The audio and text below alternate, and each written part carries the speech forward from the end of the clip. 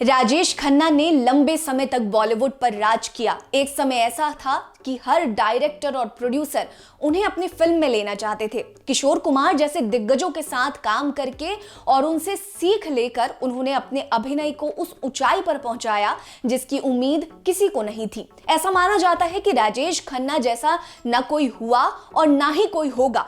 वो इंडस्ट्री के पहले सुपरस्टार थे जिनकी फॉलोइंग आसमान छू रही थी। एक समय तो ऐसा आया कि उन्होंने लगातार 1 या 2 साल नहीं बल्कि 3 सालों तक एक के बाद एक सुपर हिट फिल्में दी। नमस्कार, मैं हूं आपके साथ रीटा और आप देख रहे हैं नेटवर्क एंटरटेनमेंट। आज की वीडियो में मैं आपको उस किस्से के बारे में बताऊंगी जब दिग्गज एक्टर्स से मुकाबला करते हुए राजेश खन्ना ने 3 सालों में 17 हिट फिल्में दी थी। उससे पहले अगर आपने अभी तक हमारे चैनल को सब्सक्राइब नहीं किया है तो जल्दी से कर लीजिए। वीडियो पसंद आएगी तो लाइक कर लीजिएगा।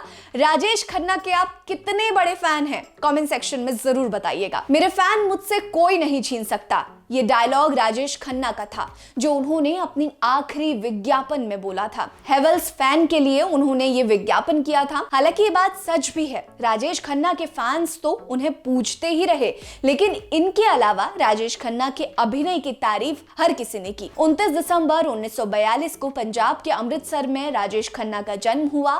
Saint Sebastian Goan high school से उन्होंने अपनी पढ़ाई पूरी की और इसी दौरान उनका झुकाव एक्टिंग की ओर बढ़ा।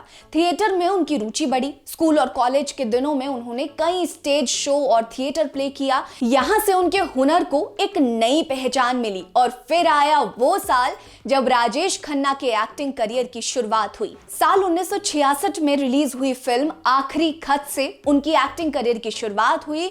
1967 में ये भारत की पहली आधिकारिक ऑस्कर एंट्री थी। यहीं से राजेश खन्ना के दमदार एक्टिंग का दौर शुरू हुआ।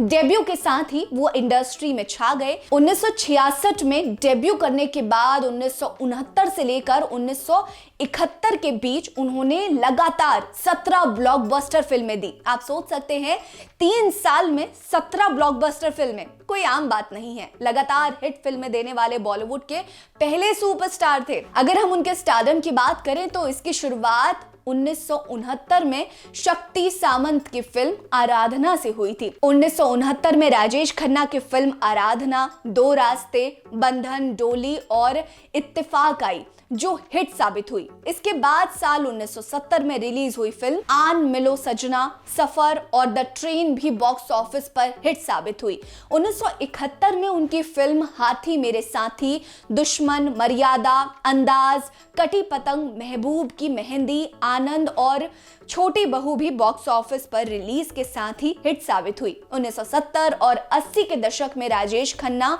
सबसे ज्यादा फी पाने वाले अभिनेता थे। ये समय राजेश खन्ना के करियर का सबसे गोल्डन पीरियड था। इसके बाद भी उन्होंने कई फिल्मों में काम किया, तमाम हिट दिए, लेकिन अमिताभ बच्चन के उदय के साथ ही वो धीरे धीरे इंडस्ट्री से साइड होते चले गए। आपको राजेश खन्ना की फिल्में और उनकी एक्टिंग कैसी लगती है हमें जरूर बताइएगा। बने रहिए हमारे साथ। नमस्कार।